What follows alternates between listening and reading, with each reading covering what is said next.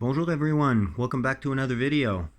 Today I'm going to do a part 2 episode of my previous Playwear episode. I'm going to show off some older diecast, most of which is far from being in perfect condition. Diecast cars that have history, most of which I'm not the first owner of, and yeah, basically old diecast cars that were used as toys for the most part, and that have survived to this day. So without further ado, we'll get started. So basically, I'll start off with a couple of Yatmings. So first one I'd like to show you is this one right here. So this is a Yatming of I'd say late 70s to early 80s vintage. So we're looking at a Ferrari Formula One car, and this would have been from mid to late 70s if we're talking about the real car itself. You can see that there's a little plastic driver in that open cockpit. Obviously you have Playwear on here, but again, this is a very old toy. I'll show you the base right away, which is actually a metal base, so metal on metal casting. So Ferrari 312 Formula One car. Very 70s wheels. Literally the only part of this besides the wheels that's made of plastic would be the engine, which you can see here. So yeah, mostly metal. You got the Egypt sponsorship on the front wing, number 10. No other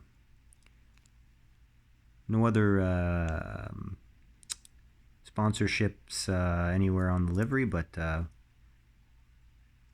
this thing is a oldie but goodie, in my opinion at least. So very cool. Very cool. Put this one here. Next off, staying in the Yatming, I'll show you a survivor from my childhood. This oh so pink Porsche 911. So yeah, Yatming again. Not a whole lot on the base.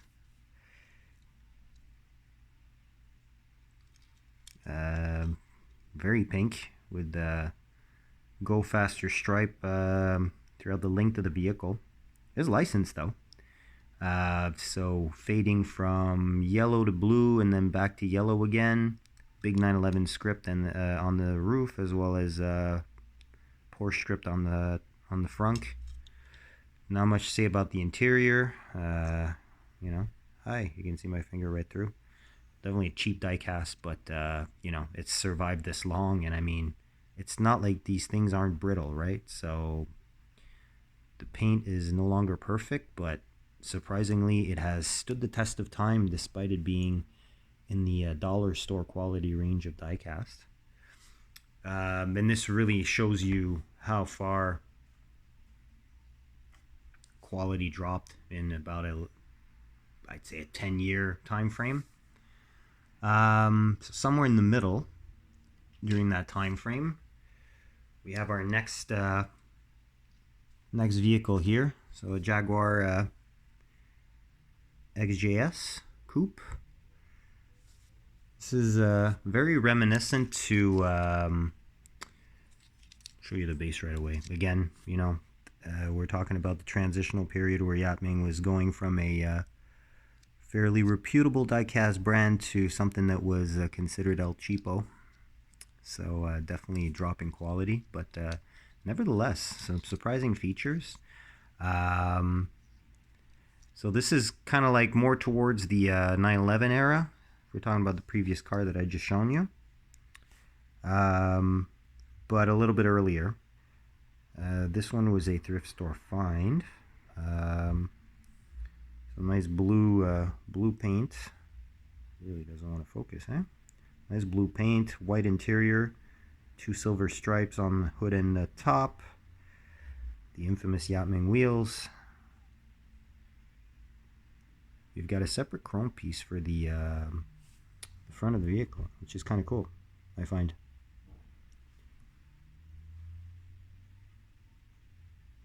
Gives a little bit more depth to the actual vehicle. Rear, very, very mundane. Not a whole lot of detail to speak with. Plastic base, black plastic base. Again, white interior. This one's complete though, as opposed to the 911. This one actually does have a steering wheel. Steering wheel looks like it's made out of marshmallow, but you know, it's there. And yeah, this is an iconic style vehicle. The C-pillar treatment is pretty unique. And yeah, it's kind of reminiscent of the vehicle that ran in the Cannonball, one of the Cannonball runs in the 80s. So it's pretty cool. I like it. Next vehicle, again Yatming, and this one is closer in build range to the Ferrari Formula One. So Dodge Monaco. Vehicle that needs no introduction if you're a fan of the Blues Brothers, because this is literally the vehicle that was used as police cars in that movie. So very clean example. Not a whole lot of damage, thanks to paint being lead based at that time. So as you can see, as we go around, you know, a few flea bites here and there. A little bit of the tampo work being gone, which is not a bad thing, because you know these 80s and 90s tampo jobs, or early 90s especially, were not there to be pleasant seemingly, and more to grab attention. Still nice cast details. Not a whole lot of detailing for talking about you know, paint or tampos, but nice details nonetheless, front and back on that chrome portion of the front and rear fascias. This is a black metal base, black plastic base. My apologies there. I'll show you the details here. This is definitely one that is branded Yatming, so not yet to the point where they became extremely cheap. Very difficult to see, but pretty much the best I can do there. Yeah, tan interior. So we're talking about black base, tan interior, chrome front and rear inserts, which I find is pretty cool. And I mean, compared to the Jag example, you can feel that the gauge of the metal used for this is much sturdier, as you can feel also with the Ferrari. So definitely a cool little car. You know, obviously I wish it wasn't tampoed over all over, just like, you know, stripes on the Jag or that huge stripe on the Porsche, but sign of the times. Another brand here that's a little bit more obscure. This vehicle, you'll see, is definitely almost ready for paint. Toyota MR2, the AW11 generation, so first gen MR2. This is a car by MC Toy. Take a closer look. Not a whole lot of paint to see. You can still see that it was a kind of aqua turquoise gloss enamel. Wheels are kind of reminiscent of older Matchbox wheels, although this is after Matchbox transitioned to different style wheels pretty much as a whole. You do have lensed rear lights, which are part of the glass portion of the casting, which is pretty cool. Metal body, black plastic base. If you go to the other side, you can see the intake right above my finger, to allow air into that mid-engined 4AG 4-cylinder 16 valve. And you can see the remainder of MR2 tampo on the door. Moving over to the front, there are no variations like the much more recently released Matchbox version. This is lights down only, and a really good quality metal, honestly. Obviously the windows are very, very dirty, so not much to speak of if we're talking about the interior at this point. But this is definitely a project that's on the back burner for now, but it's one of the first ones I'm going to attack when I actually decide to, or when I have more time to get into custom work. I just need to get set up a little bit better, create some type of workbench, but this is definitely one that I'll be working on for sure. Better wheels, lowering, huge cleanup, and some type of custom paint, which I'm not yet sure which color I'm going to go with or anything like that. So if you have suggestions, please let me know in the comments. Alright, so we'll move on to a much better known brand that doesn't need any introductions. Be Matchbox. I'm going to be looking at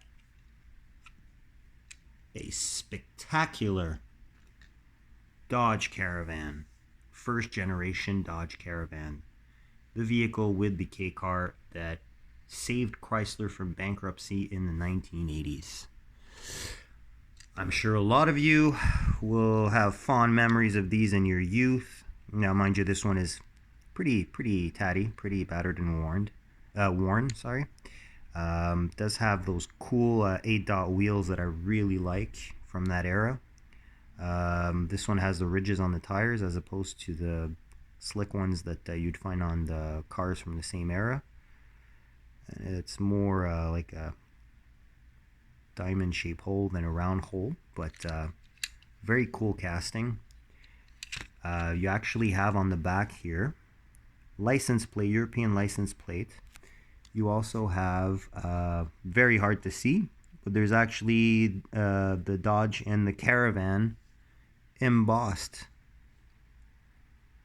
on the rear deck lid. So, and the really cool feature of this specific vehicle is that it has a working sliding door as a moving part, showing the oh so 80s burgundy interior, or wine red, that probably was some type of fleecy material that I remember having as a kid, and several of my beaters.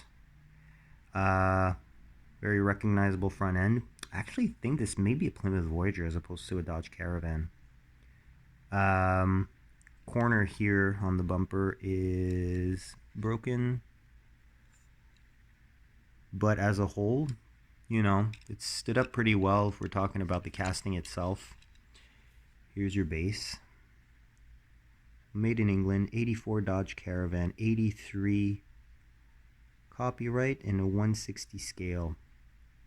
So, very unique, to say the least. Not something you would necessarily expect. So, I like these oddball vehicles. You may have come to notice. And speaking of oddball vehicles, we are going to fall into a lineup of vintage Majorette vehicles. As mentioned in previous video, since we're here in Quebec, Canada, we are French-speaking province. We actually had in the 80s and 90s strong ties to many French companies making different products and services, including Majorette, which was very, very popular. Just as popular over here as Matchbox and as Hot Wheels. And this leads to a fairly big amount of vintage Majorette diecast, be it for sale privately on Marketplace or elsewhere. through thrift stores. You know, a lot of collectors with mint condition majorettes do exist in with huge collections, basically. So local to me at least. So makes for pretty cool finds and unusual ones as well. I'll give you an example of that through this one here. So this is a Majorette camping car, no maker model specified. More of a fantasy casting than anything else. But I mean, it does resemble, at least to me, several converted pickup trucks of the time. Sorry about that, there's a little hair on there. So from the front, kind of looks like a Ford. Kind of. But, you know, I wouldn't want to venture into exactly which brand it is. But as you can see, there is a cast license plate straight into the grille that also forms the front portion of the casting. There are a good amount of remnants of that slightly metallic blue paint still remaining. The camper is plastic, definitely yellowed. A little skylight there. This is really stained, so I would have to take it apart and actually let it cure for a while in some type of cleaning solution to get this to a little bit of a whiter state, closer to what it originally was. Here's your rear. As you can see, the two rear lights, or what is mocked up to be the rear lights, are actually two pins from the metal base holding the whole vehicle together. You got your ladder, your rear door, and your something written there. I think there's something written there. Let me just double check. Yeah, it's written evasion, or evasion in French, which doesn't mean evading the police or anything like that, but more like a getaway would be direct translation for that. Yeah, so pretty benign, but you know, you don't see many of these. You know, I do have another one that I'll show off in an alternate episode, basically another camping car, but altogether very different. And there we go, Majorette camping car, no made in France on this one. It's a 1/60 scale, number 270, and the French actually do call this a camping car. Anglicisms in the French language are very common in France, as they are up here in Quebec, but we just anglicize different words. Alright, so next here, just move this over slightly. Next here, we're going to check if we look at, we stay in the mundane type of vehicles. Going to continue on with one that may or may not be known to American viewers. We got these in Canada when Chrysler bought out AMC and partnered with Renault to actually produce vehicles for the North American market. So we didn't get this body style, but here it is. Got a little Renault here, Renault hatchback. This would have been a Renault Encore in North America, or Renault 11, or for short R11 in elsewhere in the world. So this would be a play-worn model, but in pretty good nick. You can see that the axles are slightly rusty, but the wheels are in surprisingly good condition. Some paint is missing, but you do have the tow hook that's still present with the little tab above it to hold the trailers in place, which Majorette did produce several different varieties of. Yellow tinted glass on what used to be a white interior, but is quite yellowed now. As you can see here, part of the base actually makes those front lights, which I find is a really neat touch. Number 11 for Renault 11. You do have the tiny Renault badge in the grille, but it's barely visible. Here's your other side, rear end. Red cars, no rear light detail. To me, it's no problem because red on red, either way. Cool feature on this one, it does have an opening sunroof that slides, which I repeat should be a feature that should be put back on cars because I find it such a cool little trinket. So here's your base. So Renault 11, made in France, Majorette, metal base, metal body with some plastic cladding around here. And it's a 154 scale, number 275 out of the line for that year. These probably late 80s, early 90s for the most part. Next I'm going to show you one that's going to be much more recognizable anywhere in the world. It's the car itself, the model and make needs no introduction, and I prefer specifying this is a survivor from my childhood. So Volkswagen Golf Mk II. This is a GTI model, and what I've always found fascinating about this model is at a first glance it looks very basic. But the closer you look, the more little details you see. So obviously on the get-go, got the same type of construction as the Renault just before, with the mid-section wheel arches and lower part like rocker panels that are plastic, insert in between the body and the base that are both metal. On this one we have the 6 spokes as opposed to the 8 dot wheels. Obviously the chrome finish is pretty worn, as is the tempo work. I mean, this is, again, you know, a car that I got new when I was a kid. So it's been through a lot, and still holding true. Now, regarding the details, this, when I was a kid, in my collection was probably my favorite front end, I'd say, of all my cars. You've got the metal base that serves as headlights. The grille is super well detailed, as you can see. Volkswagen logo. To the right of it, you can see the GTI 16 valve badge, which I always found really cool because the 16 valve engine was the one to have. And, you know, obviously a little bit of damage on the front bumper. May or may not have had a few little love bumps in the past, but you can see the Euro license plate on the bottom.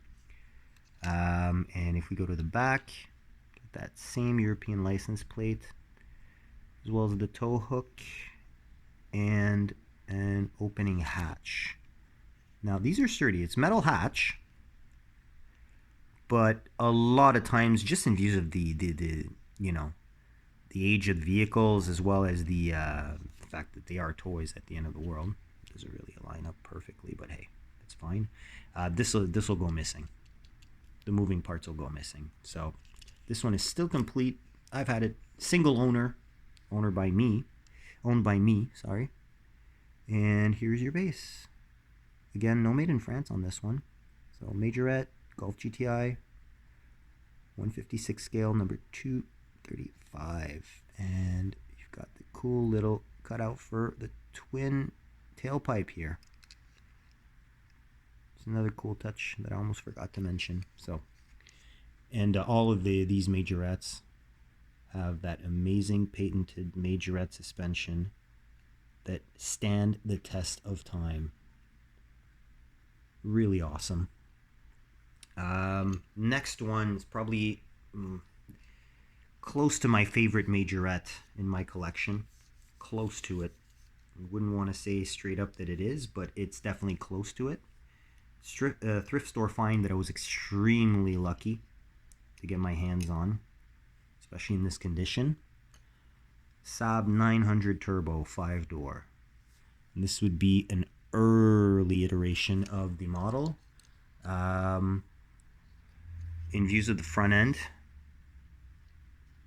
so basically very shortly after the Saab 99 became the Saab 900, losing the 4 glass square lights and going with a one-piece front light. It's metal on metal again. We've got the older style Majorette wheels.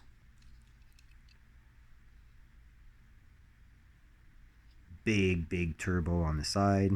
Obviously in the 80s, turbos were all the rage on pretty much any single any vehicle that you could buy. If you wanted to sell a lot, slap a turbo on there. This one does have opening doors to reveal a white interior. It's gone from white to slightly beige, but overall really clean. The paint's not flawless, but it's darn close to it. I mean, just look at the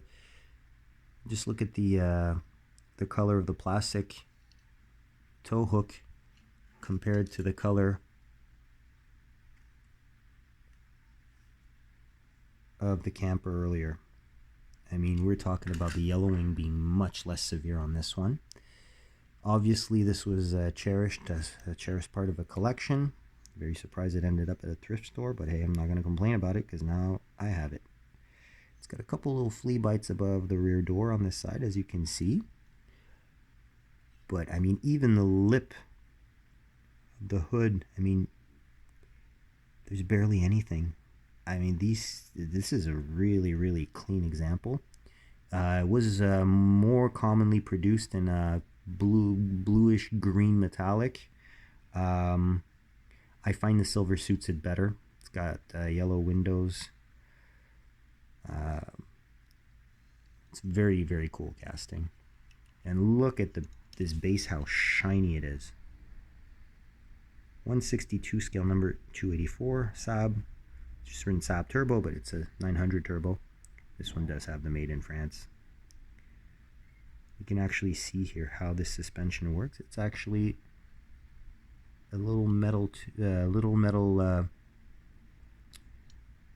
flange that goes all around and that connects in the front, and it's the same way that, actually no, that's for the doors. There's actually a little metal tab under each of these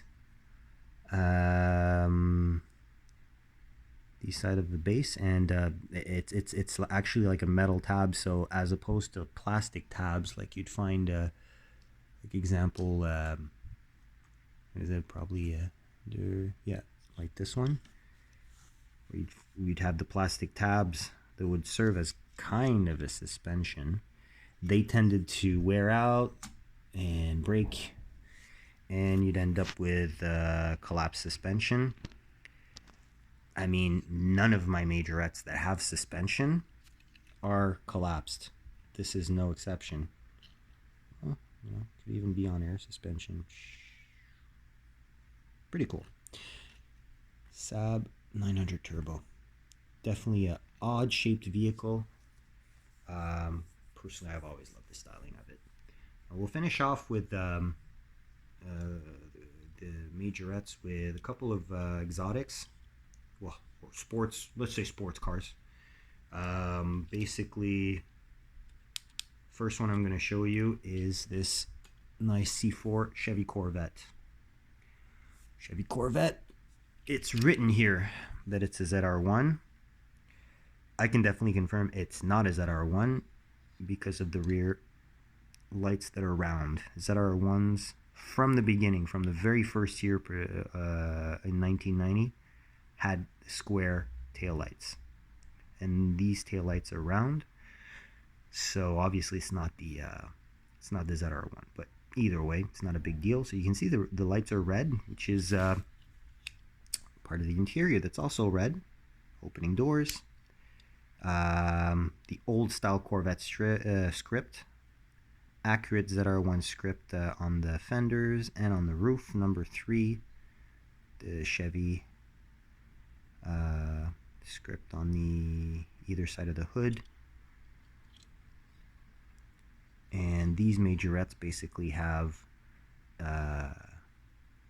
next two after this one, and this one as well, have one thing in common: the huge beefy slicks. Look at the width of those wheels, it's ridiculous. So Chevrolet Corvette 157 scale, number 215 and 268. And this vehicle specifically had so many variations. I personally have three, one in orange and one in white. This one here is my favorite, and it's probably the one that has the paint in the best condition, but yeah, you know. Oh, and the front end also does feature the infamous license plate in between the two lower front lights, pop-up lights on top there. Yeah, with the Corvette scripture. We used to have these, and we used to have this plate on the front of our Corvettes up here in Quebec, in views of the fact that we don't require front license plates. And it was there really just to be replaced with a front license plate for either states in the US that required one, other countries that required one, so on and so forth. So, you know, it's filler basically, but I find it's cool that they added it there. Next, we will move on to a Lamborghini Countach. Definitely worse for wear compared to the Corvette. So we've got a few sponsors. We got BP on the roof, Arver, which I have no idea what that is. If it's an actual real brand, please let me know. Nigrin, no idea, or Nigrin, no idea what that is either. Dunlop, obviously everybody knows tire brand Dunlop. So you can see it does have a couple cracks on the windshield. Very, very late 80s, early 90s Tampa work. Another Dunlop on the side. I really like this one because it doesn't come with a rear wing, and I personally prefer Countach and Diablos without the rear wing. A lot of people don't like it without the rear wing because I feel like something's missing off the car. But that, I find it's much more pure and you know, reminiscent of the original LP400 Periscopo models. So yeah, pretty cool cast. You've got the quad exhaust on the rear, those uniquely shaped tail lights, as well as a cool front end. Seems to be a LP400, maybe LP5000, not sure. It's just written Lamborghini on the bottom, made in France. It's a little bit older than the other ones, but you got those super wide steelies again. But this car's so wide that they actually look at home there, at least in the rear. Scale 158, 156, 156, I think, and number 237. So very cool, very timeless. Last one I'm going to show you, if we're talking about the cars themselves that I'm going to show you, is a little bit of a transitional one, or actually a little bit different one. I know that, again, tons of variations of this one exist. This is the one I have.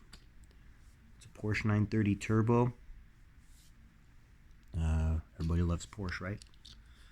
Well, not everybody, but let's just say Porsche has a lot of people that love their vehicles. So, opening doors on this one. Red interior. Yellow, well, what used to be glossy paint. Now it's not really glossy. It's more of a, you know, it's lost some of its luster, to say the least. Remnants of red and green tampos on the top. Porsche on the roof, as mentioned. You want to be cool in the 80s.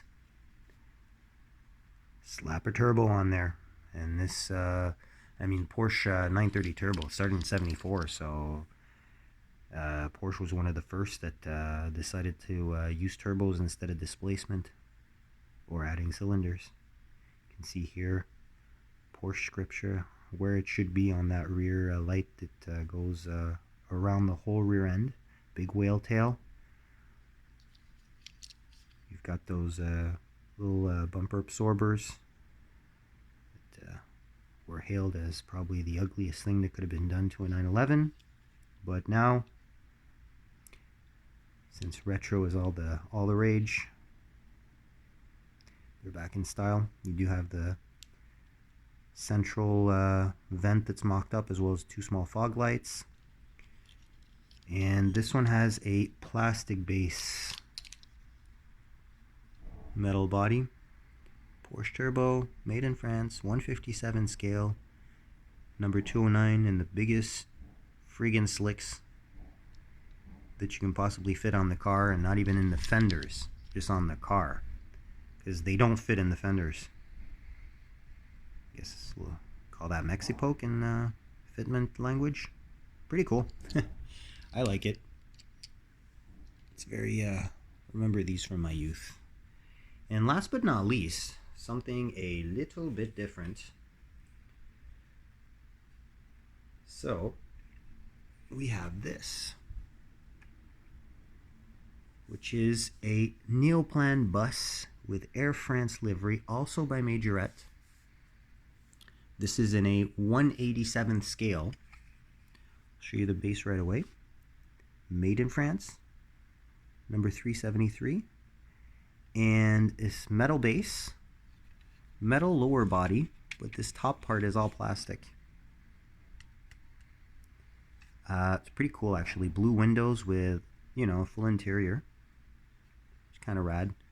And you got the old 3-spoke style wheels on this one, which would be before the 6 spokes and before the 8 dot.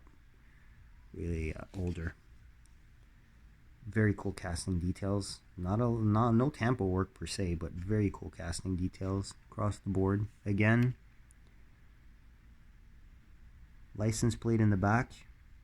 You can see the 2 pins here from the base holding the plastic upper half of the body together. Paint is not all there. Again, tab right here holding the top together. And here we're missing one of the, well, the A-pillar basically, which is the only significant amount of damage besides the paint on this one. Look at that cool front end with that license plate on the bottom in contrasting white. The front part here is actually part of the base and is unpainted. Well, actually, you know what? Is it an insert? Trying to see how this thing is made, but seemingly this is a separate insert for the front portion, which is kind of cool. Did not know that about this one. So yeah, doozy of a finish on this one. So yeah, hope you enjoyed. If you enjoy vintage diecast like I do, hopefully this little selection of vehicles from my collection is to your liking. If it is, hit that thumbs up. Subscribe if you want to be advised of future uploads, including potentially a part 3 of the Playwear videos that I'm going to try and make as many of. And you probably noticed that in this episode there was not a single Hot Wheels. I am going to make a Hot Wheels special for part 3 that's eventually going to come to be. So please comment with any type of feedback, suggestion. Tell me which one's your favorite, which ones you actually had as a kid or still have today. And until the next video, I hope you have an excellent rest of your day and week, and I'll see you on the next one. Bye-bye.